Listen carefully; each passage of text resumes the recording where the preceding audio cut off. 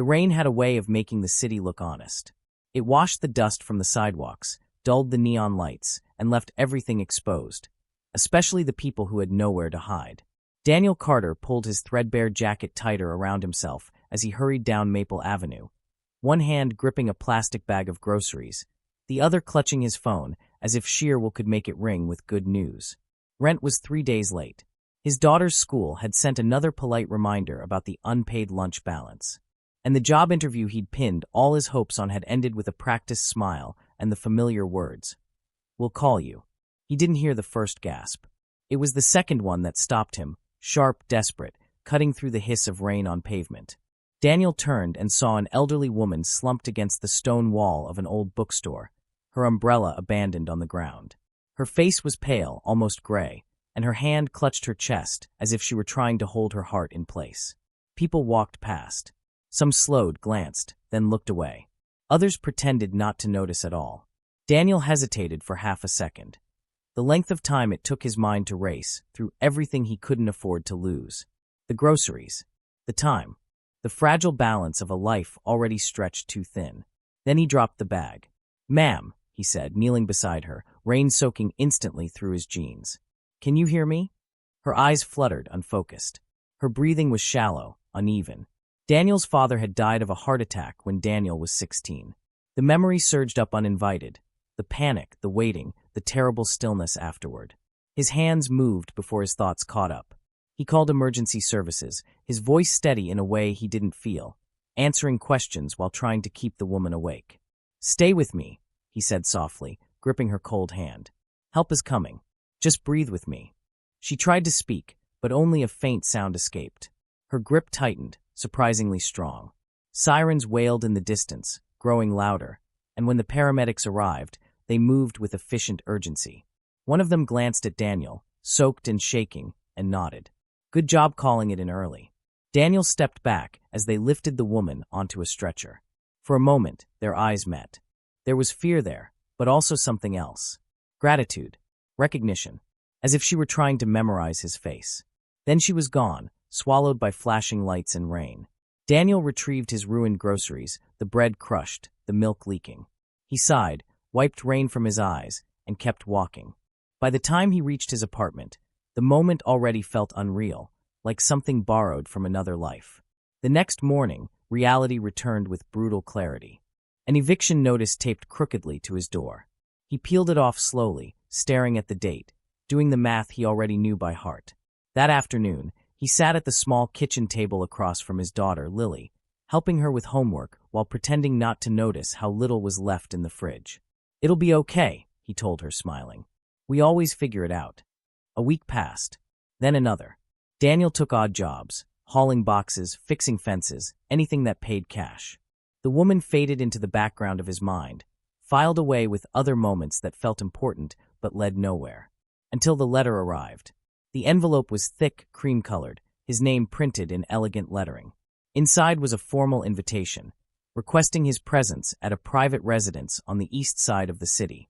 No explanation. Just a time, a date, and a car service arranged in his name. Daniel almost threw it away, convinced it was a mistake or a cruel joke. But something stopped him. A memory of pale eyes and a trembling hand gripping his. The car that arrived was black and silent, the kind he'd only seen in movies. As it carried him past iron gates and manicured lawns, his unease grew. The house, no, the estate, loomed ahead, all glass and stone and quiet power. Inside, the air smelled faintly of polished wood and fresh flowers. A woman in a tailored suit led him through long corridors into a sunlit room where an elderly woman sat by the window, wrapped in a soft shawl. She turned as he entered. Even healthier, color returned to her cheeks. Daniel recognized her instantly. "You came," she said, her voice stronger now, carrying a calm authority that filled the room. "Ah, yes," Daniel replied, unsure whether to bow, speak, or leave. "You wanted to see me?" She smiled, and for the first time, he noticed how sharp her eyes were, how deliberate every movement seemed. "My name is Margaret Hale," she said, "and you saved my life." Daniel shifted uncomfortably. Anyone would have done the same. Margaret chuckled softly. "No, they didn't." They walked past. She gestured to the chair across from her. "Please sit. There's something you need to understand about that night, and about who I am. Daniel sat, his heart beginning to race again, though this time for reasons he couldn't explain. Margaret folded her hands, studying him as if he were a puzzle she'd waited a long time to solve. For decades, she said slowly, I have built an empire most people will never see, touching industries, governments, and lives across the world. Money, influence, power, I have had all of it. Yet when my heart failed on that sidewalk, none of it mattered. Only you did. Daniel swallowed, the weight of her words pressing down on him. Margaret leaned forward slightly, her voice dropping, intimate now. I asked my people to find you. Not to reward you, at least not at first. I wanted to know what kind of man stops when everyone else keeps walking. She paused, as if choosing her next words carefully, and Daniel felt the room tighten around them, the quiet suddenly charged with meaning as she continued, unaware that this meeting was about to alter the course of his life in ways neither of them could yet imagine. She studied him for a long moment, as though measuring not his worth but his weight, the kind of weight a life carries when it has been bent and tested and not yet broken.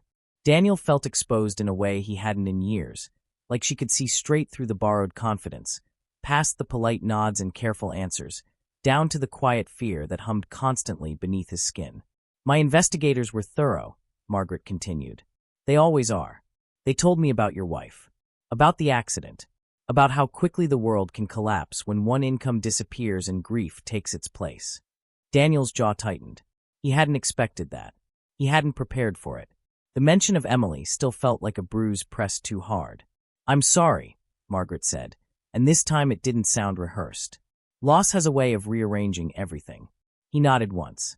It does. She leaned back, her gaze drifting briefly toward the window where sunlight spilled over an immaculate garden. You know, when you spend your life surrounded by people who want something from you, you begin to believe kindness is just another transaction. I had almost forgotten what it looked like when it wasn't. Daniel shifted in his chair. I didn't do it for anything, he said quietly. I just couldn't walk away. Margaret smiled faintly. Exactly. She rang a small bell on the side table. Almost instantly, the woman in the tailored suit returned, placing a slim folder on Margaret's lap before retreating silently. Margaret opened it, but didn't look inside right away. I'm not going to insult you by pretending this is charity, she said. I despise charity that exists only to soothe the giver's conscience. What I'm offering is an opportunity, one that happens to come with financial security. Daniel felt his pulse quicken. What kind of opportunity? I run more than companies, Margaret replied. I run people. Not in the crude sense, though many would accuse me of that, but in the sense that I invest in those who can still surprise me. You surprised me. She slid the folder across the table. Daniel hesitated, then opened it. Inside were documents, neatly arranged, dense with legal language. He caught glimpses of numbers that made his breath hitch. This would erase your debts, Margaret said calmly. Your rent, your loans, your daughter's school expenses. All of it. In exchange, you would work for me.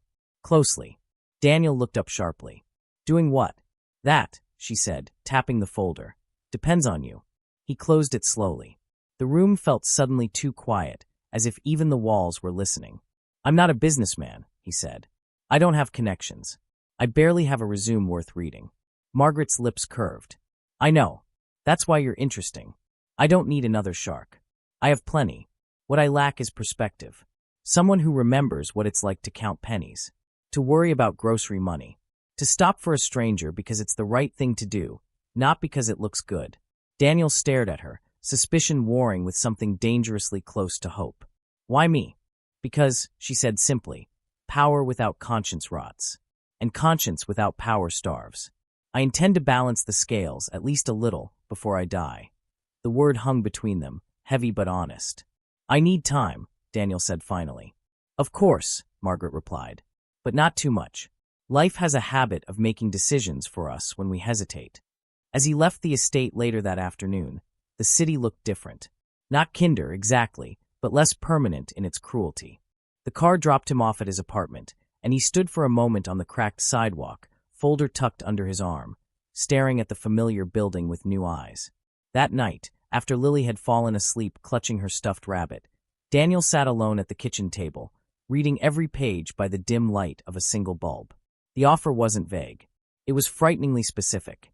A salary that bordered on absurd. Benefits he'd never imagined. A role as a personal liaison someone who would accompany Margaret, observe, advise, question. No blind loyalty demanded. In fact, dissent was encouraged. At the bottom of the final page was a handwritten note. Integrity is rare. Protect yours. MH. Daniel exhaled slowly.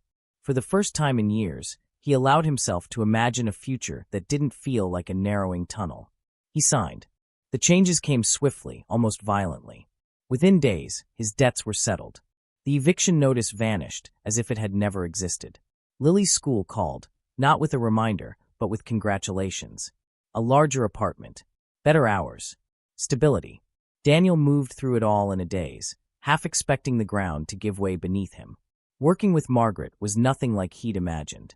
There were no smoky boardrooms or whispered conspiracies, at least, not at first. Instead, there were meetings with executives who underestimated him, policy discussions that made his head spin, and long conversations late at night where Margaret spoke with disarming candor about mistakes she'd buried under decades of success. "You see this?" she said once, gesturing to a chart detailing profits soaring at the expense of a small manufacturing town. "Everyone here sees numbers. You see people. That's why you're here." Daniel learned quickly, painfully at times. He asked questions others were afraid to. He pointed out consequences that spreadsheets ignored. And slowly, subtly, things began to shift. Factories weren't closed, they were retooled. Jobs weren't eliminated, they were relocated. It wasn't perfect. Margaret never pretended it was. But it was something. The press noticed. They began calling her transformation a late-life redemption arc. She laughed at that. "I'm not seeking absolution," she told Daniel. "Just alignment." Then came the threats. At first, they were indirect. A deal that fell through without explanation. A partner who suddenly became hostile. Margaret dismissed them, but Daniel felt the tension coil tighter each day. Power, he was learning, did not like to be redirected. One evening, as he was leaving the office, a man stepped out of the shadows near his car. "You should be careful," the man said quietly. "People like you don't belong where you are." Daniel's heart thudded, but he held the man's gaze. "I belong wherever I choose to stand." The man smiled thinly. "We'll see." Daniel told Margaret everything. She listened without interruption, then nodded. "Good," she said. "Now you're truly part of it." "Part of what?" he asked. She looked at him, eyes sharp and unflinching. "The cost." From that moment on, Daniel understood that this life, this chance, came with shadows as long as its reach. Yet when he watched Lily sleep peacefully in her own room, surrounded by books and light instead of worry, he knew he couldn't turn back. Months passed. Margaret's health fluctuated, strong one week, fragile the next. She relied on Daniel more, not just professionally but personally. He became her sounding board, her anchor to a world she had once conquered and now struggled to understand anew. One night, during a charity gala that glittered with wealth and false smiles, Margaret leaned close to him. "Do you know why I never had children?" she asked softly. Daniel shook his head. "Because I was afraid," she said. "Afraid that loving someone would make me weak. Turns out, it just makes you human." She squeezed his arm. "And humanity is far more dangerous to power than weakness ever was." The gala blurred into a haze after that. Speeches. Applause. Promises. Daniel couldn't shake the feeling that they were standing on the edge of something enormous. Something that would demand more than either of them had yet given. Later that night, as they rode back in silence, Margaret broke it again. "There are forces moving against us," she said. "Against what we're trying to do." Daniel nodded. "I know. I may not be here much longer," she added, her voice steady but her eyes betraying her. "And when I'm gone, they will come for what I leave behind." Daniel turned to her sharply. "What are you saying?" She met his gaze, the city lights streaking across the glass behind her. "I'm saying that saving my life was only the beginning, and that the next choices you make will matter far more than the one you made on that rainy sidewalk." The car slowed as it approached the estate gates, but Daniel felt as though everything else was accelerating. Time, consequences, destiny tightening its grip, pulling him deeper into a world where doing the right thing was no longer simple, and walking away was no longer an option. The gates closed behind them with a muted finality, and Daniel felt it settle somewhere in his chest. Not fear exactly, responsibility. The kind that doesn't ask whether you're ready. Margaret's condition worsened quietly. No dramatic collapse, no urgent headlines. Just subtle changes Daniel learned to recognize. The way she tired more quickly, how her hand lingered on the armrest before standing, how her once razor-sharp memory occasionally faltered. Still, her mind remained formidable. If anything, urgency sharpened her resolve. She began bringing Daniel into rooms he'd never entered before. Meetings held behind closed doors with people who spoke in half-sentences and watched him as though he were a variable they hadn't accounted for. She introduced him not as an assistant, but as her proxy. "He speaks for me," she would say. "Listen accordingly." Some did. Others smiled and nodded and waited for her to leave the room before testing him. Daniel learned to hold his ground. He learned when silence was stronger than argument, when a single question could unravel an entire strategy. He learned that power didn't always roar. Sometimes it whispered and waited. Outside that world, his life grew quieter in the ways that mattered. Lily flourished. She laughed more easily now, her shoulders no longer hunched with a child's unspoken worries. She made friends. She talked about college as if it were a certainty rather than a dream. On weekends, Daniel cooked real meals, not just whatever could be stretched the farthest. Sometimes, late at night, he'd watch her sleep and feel the ache of gratitude so sharp it bordered on pain. Margaret noticed those moments. "You've anchored yourself well," she said one evening as they sat in her library, surrounded by shelves that rose like walls of memory. "That will matter when the ground starts to move." Daniel frowned. "You keep saying things like that." She smiled faintly. "Because it's starting." The first real blow came disguised as an opportunity. A merger proposal from a conglomerate with deep pockets and an impeccable public image. On paper, it was flawless. On closer inspection, Daniel saw the cost. Entire communities gutted, environmental protections quietly bypassed, labor agreements rewritten in language so dense it hid the damage. Margaret watched him read, her face unreadable. "They're offering stability," she said. "Legacy. Protection. They're offering a transfer of harm," Daniel replied. "From their balance sheet to people who can't fight back." A long pause followed. Finally, Margaret nodded. "Then we refuse." The backlash was immediate. Stocks dipped. Advisors panicked. Allies called, warning her she was making enemies she couldn't afford. Margaret listened to them all, then ended each call the same way. Calmly. Decisively. That night, Daniel found her alone in the study, staring at an old photograph. Margaret in her 40s, sharp-eyed, victorious, standing at the center of a boardroom full of men who looked both impressed and wary. "I used to think winning meant never backing down," she said without turning. "Now I think it means knowing what you're willing to lose." He stood beside her. "What are you willing to lose?" She looked at him then, really looked. "Everything that isn't worth keeping." The pressure intensified. Investigations appeared out of nowhere. Old decisions were dragged into the light, stripped of context, painted in the harshest possible colors. Some of it was fair. Much of it wasn't. The media circled eagerly. Daniel became a target by association. His past was examined, his choices scrutinized. Articles appeared questioning his qualifications, implying ulterior motives. Anonymous sources suggested he was a puppet, or worse, a manipulator. Margaret read them all, unflinching. "This is what happens when you disrupt comfortable narratives," she said. "They'll forgive cruelty long before they forgive change." One afternoon, she called Daniel into her room, her tone unusually formal. "I need you to listen carefully," she said. "And I need you not to interrupt." He nodded, heart thudding. "I have amended my will," she continued. "Substantially." Daniel's breath caught. "Margaret." She raised a hand. "You're not inheriting my fortune. Not outright. That would destroy you. It would consume you and your daughter and turn every step you take into a spectacle." Relief and confusion tangled inside him.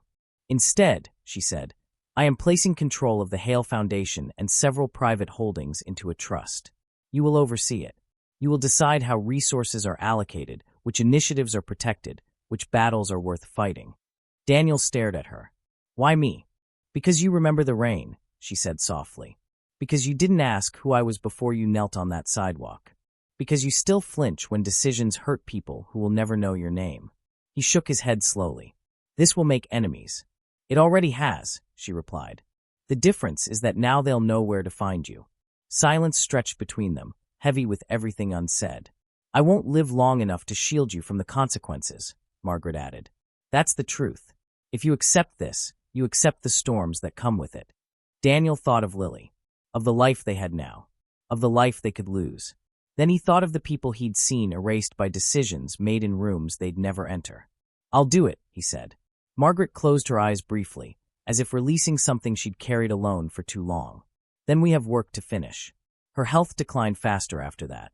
The doctors were careful with their words, but the message was clear. Time was no longer a vague concept, it was a narrowing corridor. They worked relentlessly, structuring safeguards, embedding protections, funding programs that couldn't be dismantled quietly. Every decision felt like laying bricks against an oncoming tide. One evening, as autumn bled into winter, Daniel sat with Margaret as snow fell outside the window. She looked smaller somehow, wrapped in blankets, her breathing shallow but steady. "Do you regret it?" Daniel asked quietly. "Any of it?" She smiled faintly. "I regret that it took me so long to understand what mattered. But regret is a luxury. I prefer gratitude." "For what?" "For the reminder," she said.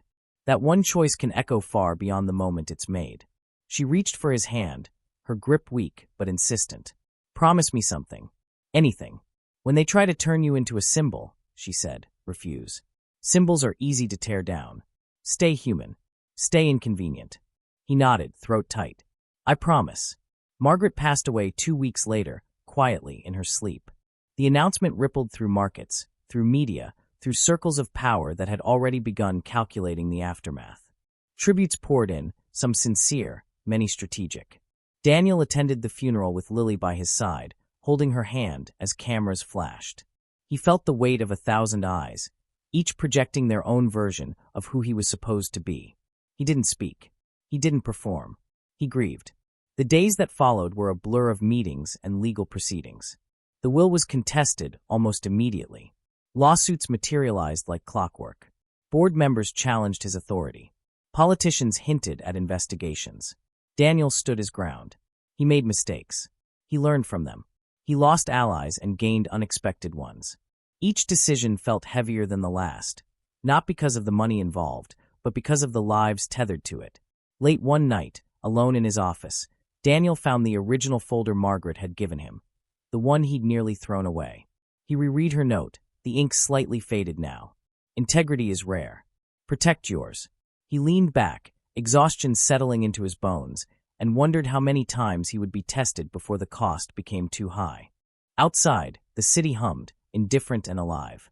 Somewhere, another person was walking through the rain, carrying their own quiet desperation, unaware that a single choice might one day change everything. Daniel did not wake up one morning feeling powerful. Power was never a switch that flipped. It was a weight that settled gradually, invisibly, until one day you realized you were carrying it whether you wanted to or not. The weeks after Margaret's death tested him in ways no courtroom or boardroom ever could. The lawsuits were loud, aggressive, designed not just to win but to exhaust. Each challenge questioned his legitimacy, his past, his intentions. Old acquaintances appeared with sudden warmth, while trusted allies revealed the limits of their courage. Daniel learned quickly that when money shifts direction, loyalty often evaporates. Yet every night, no matter how late he returned home, Lily would be waiting, sometimes asleep on the couch, sometimes pretending not to be. She never asked about numbers or lawsuits. She asked whether he'd eaten, whether he remembered her school presentation, whether they could still go to the park on Saturday. And in those moments, Daniel understood something profound. Success meant nothing if it cost him the very humanity Margaret had trusted him to protect. He began refusing interviews. He declined invitations to exclusive circles that wanted to showcase him as proof that the system worked. When journalists asked for soundbites, he offered substance. When donors demanded visibility, he offered accountability instead. It made him unpopular. It made him dangerous in a quiet way. And slowly, it made him impossible to ignore. The Hale Foundation transformed under his stewardship, not dramatically, not overnight, but deliberately. Funding shifted toward long-term solutions rather than headline-friendly gestures. Communities previously dismissed as unprofitable became pilot programs for sustainable growth. Transparency reports were released in plain language, not legal jargon. Mistakes were admitted publicly, corrected visibly. Some accused him of arrogance. Others accused him of naivety. Daniel accepted both as the cost of refusing to play the game as it had always been played. One evening, nearly a year after Margaret's passing, Daniel stood on a modest stage in a renovated community center. Once a shuttered factory, watching families fill the seats. This wasn't a gala. There were no crystal glasses or velvet ropes. Just folding chairs, worn floors, and faces marked by skepticism and hope in equal measure. He spoke simply. About responsibility. About the difference between rescue and respect. About how systems should serve people, not the other way around. He told them he didn't have all the answers, and never would, but that he believed solutions worked best when shaped by the people who needed them. When he finished, the applause wasn't thunderous. It was steady, real, the kind that didn't echo, but lingered. Later that night, alone in his office, Daniel finally allowed himself to sit with the enormity of it all. He opened a drawer he rarely touched and took out a small, worn item. The cracked phone he'd been holding the night Margaret collapsed. He'd kept it as a reminder. Not of her wealth, not of what followed, but of who he'd been before any of it mattered. A man in the rain. A choice. A moment. He thought about how easily that moment could have gone differently. How he could have walked past. How the world would have continued without noticing. And how often history turned not on grand plans, but on quiet decisions made by ordinary people who refused to look away. Daniel never became untouchable. There were losses. Programs that failed. Battles he didn't win. Nights when doubt crept in and whispered that the cost was too high. But each time, he returned to the same anchor. Integrity over image, people over profit, courage over comfort. Years passed. Lily grew taller, sharper, more opinionated. She challenged him relentlessly, questioned decisions, demanded explanations. Daniel welcomed it. He wanted her to see that leadership wasn't certainty. It was accountability. When she left for college, she hugged him tightly and whispered, "I'm proud of you, Dad." And in that moment, every sacrifice felt justified. The world never fully agreed on who Daniel Carter was. Some called him a disruptor. Others a threat. A few an idealist. He didn't correct them. He understood now that legacy wasn't something you declared. It was something others decided long after you were gone. On the anniversary of Margaret's death, Daniel returned alone to Maple Avenue. The bookstore was still there, though the stone wall had been cleaned, the cracks filled. The sidewalk looked ordinary, unremarkable. People passed by, absorbed in their lives. Daniel stood quietly in the rain, hands in his coat pockets, and let the memory wash over him. Not as regret, not as nostalgia, but as gratitude. Because everything, every life changed, every door opened, every battle fought, had begun not with wealth or ambition, but with compassion. And somewhere, perhaps unnoticed, someone else would face a moment like that. A choice that seemed small, inconvenient, costly. Daniel hoped they would stop. Because the world doesn't change when the powerful decide to be generous. It changes when ordinary people decide to be brave. And sometimes, all it takes to reshape a future is a single step out of the rain toward someone in need. Never knowing who they are, or what they might one day give back, but understanding, instinctively and completely, that some moments are worth everything.